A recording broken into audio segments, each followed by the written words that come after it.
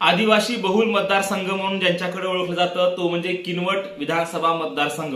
किनवट विधानसभा मतदारसंघामध्ये भीमराव केराम हे विद्यमान आमदार आहेत आणि येत्या निवडणुकीमध्ये नेमकं या मतदारसंघामध्ये काय घडणार आहे, भीमराव केराम पुन्हा आमदार होतील का प्रदीप नाईक यांची वर्णी लागणार आहे, या सर्वच घटना घडामोडींचा आढावा या व्हिडिओच्या माध्यमातून आपण घेणार आहोत। नमस्कार, मी डॉक्टर नागराज मगरे, शब्दयोद्धा लाईव्ह मध्ये आपल्या सर्वांचं मनपूर्वक स्वागत।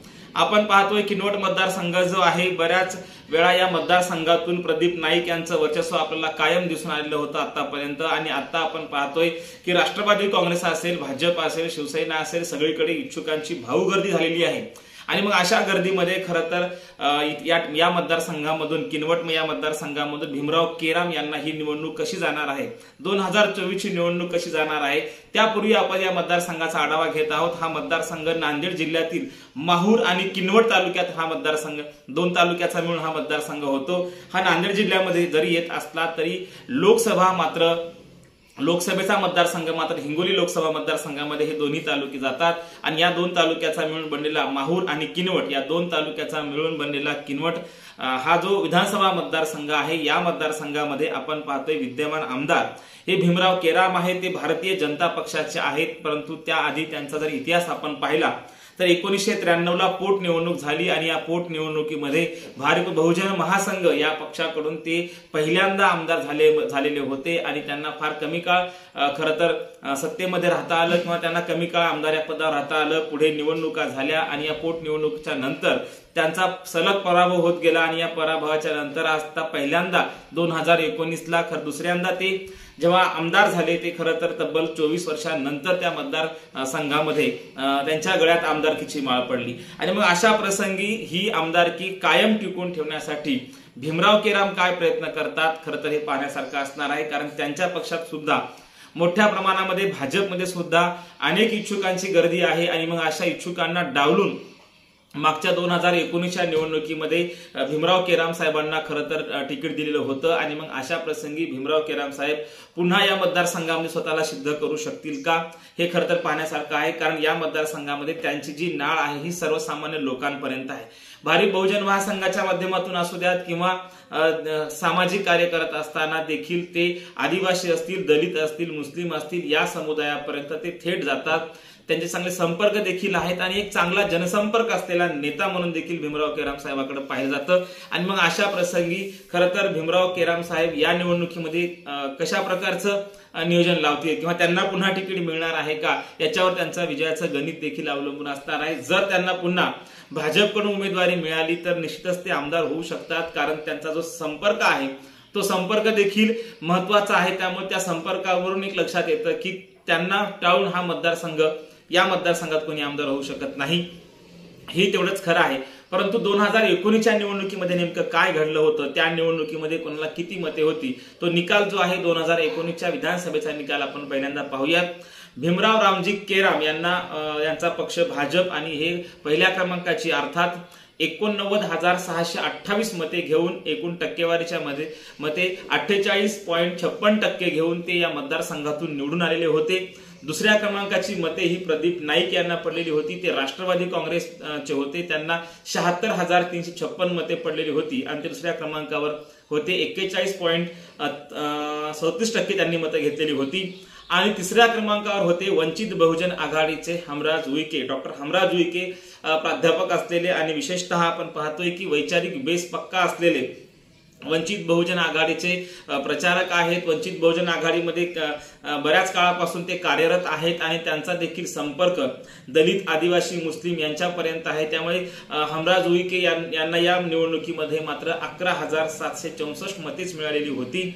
तिसऱ्या क्रमांकाची मते ही खरं तर वंचित बहुजन आघाडीला पडली होती आणि यामुळेच राष्ट्रवादी काँग्रेसच्या अर्थात प्रदीप नाईक यांचा पराभव झाला होता। म्हणजे इथे देखील आपण पाहतोय की वंचित बहुजन आघाडी सोबत युती न झाल्यामुळे या विधानसभा मतदारसंघामध्ये, किनवट विधानसभा मतदारसंघामध्ये प्रदीप नाईक यांना पराभव पत्करावा लागला होता। आणि या पराभवाला कारणीभूत फक्त आणि फक्त वंचित बहुजन आघाडी होती असं म्हटलं तरी वावगं होणार नाही, किंवा वंचित बहुजन आघाडी सोबत युती जर केली असती तर प्रदीप नाईक या मतदारसंघात आमदार राहिले असते.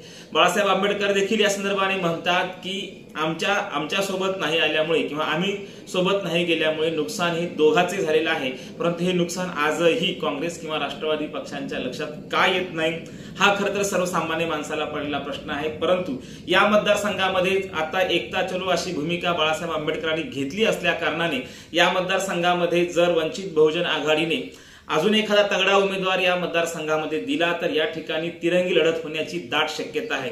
कारण आपण पाहतोय भीमराव रामजी केराम हे खरं तर आदिवासी समुदायातून येतात आणि प्रदीप नाईक हे बंजारा समुदायातून येतात, आणि इकडे आपण पाहतोय हमराज उईके हे देखील आदिवासी समुदायातून येतात. हा मतदारसंघच मुळामध्ये बंजारा, आदिवासी, दलित, मुस्लिम असा बहुल मतदारसंघ असलेला, विशेषतः बंजारा आणि आदिवासी हे दोन समुदाय या मतदारसंघामध्ये सर्वाधिक आहेत. म्हणून या दोन समुदायाच्या नेत्यांचीच खरं तर लढाई या मतदारसंघामध्ये असते. परंतु वंचित बहुजन आघाडीचं काम सुद्धा या मतदारसंघामध्ये चांगलं आहे आणि कदाचित भीमराव केराम यांच्या रूपाने 1993ला या मतदारसंघामध्ये पहिल्यांदा भारिप बहुजन महासंघाचा आमदार म्हणून ते निवडून आलेले होते. त्याही पक्षाचा प्रभाव अधिक या मतदारसंघामध्ये असल्या कारणाने कदाचित या मतदारसंघामध्ये त्रिशंकू निवडणूक होण्याची दाट शक्यता आहे. कारण जर तगडा उमेदवार दिला तर ही निवडणूक त्रिशंकू होऊ शकते.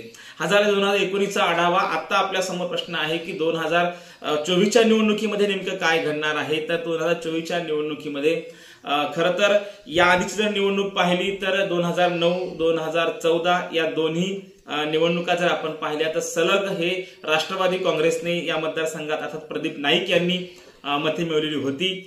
आणि 2019च्या निवडणुकीमध्ये खरं तर सर्वांना इच्छुकांना डावलून भाजपने भीमराव रामजी केराम यांना उमेदवारी दिलेली होती आणि म्हणून या मतदारसंघामध्ये केराम साहेबांना खरं तर विजय मिळालेला होता. परंतु आता मात्र परिस्थिती जरा वेगळी होऊ शकते. या मतदारसंघामध्ये केराम साहेबाला आव्हान देखील वंचित बहुजन आघाडीचं असणार आहे. कारण या मतदारसंघातला जो दलित वोटर आहे, आदिवासी आहे, कारण वंचित बहुजन आघाडीने खरं तर राज्यस्तरावरच जाहीर केलेलं आहे की आम्ही सर्वाधिक आदिवासी उमेदवार देणार आहोत. आदिवासी पक्ष, आदिवासी संघटना यांना सोबत घेऊन आम्ही येणारी विधानसभा निवडणूक लढवणार आहोत असा प्लान खरं तर वंचित बहुजन आघाडीचा आहे. आणि मग अशा प्रसंगी ज्या बहुल भागामध्ये जिथे आदिवासी बहुल समुदाय आहे अशा भागामध्ये वंचित बहुजन आघाडी जास्त लक्ष देणार आहे. आणि मग अशा प्रसंगी ही निवडणूक वंचित बहुजन आघाडीमुळे खरं तर ही आव्हानात्मक निवडणूक भाजपला अर्थात भीमराव केराम साहेबांना असणार आहे.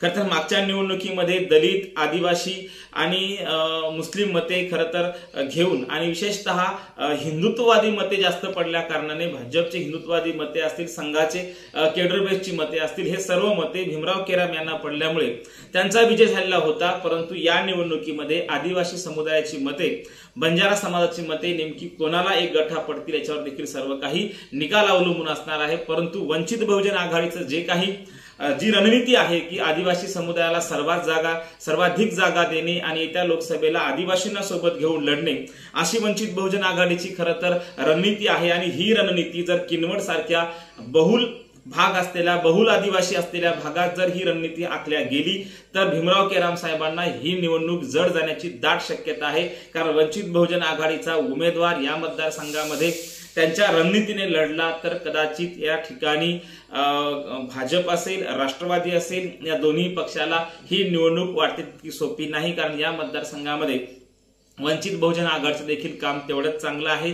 तेवढ्याच प्रमाणामध्ये वंचित बहुजन आघाडी या मतदारसंघामध्ये काम करते. कारण याआधी त्यांनी भीमराव केराम साहेबांना निवडून दिलेलं होतं. म्हणून एकूणच काय तर येणारी 2024ची निवडणूक ही त्रिशंकू होण्याची दाट शक्यता आहे किनवट मतदारसंघातली. आणि ही निवडणूक आता कशी होणार आहे, बाळासाहेब आंबेडकर यांचा आदिवासी पॅटर्न चालणार आहे का, किंवा इकडे पुन्हा भाजपतर्फे भीमराव केराम साहेबाला उमेदवारी मिळणार आहे का, आणि इकडे नाईक घराण्याची कायम या मतदारसंघामध्ये सत्ता होती त्या राष्ट्रवादी काँग्रेसची अर्थात नाईक परिवाराची या मतदारसंघामधली कायम जी मक्तेदारी होती ती टिकून राहणार आहे का, हे खरं तर 2024च्या निवडणुकीला पाहण्यासारखं असणार आहे. धन्यवाद.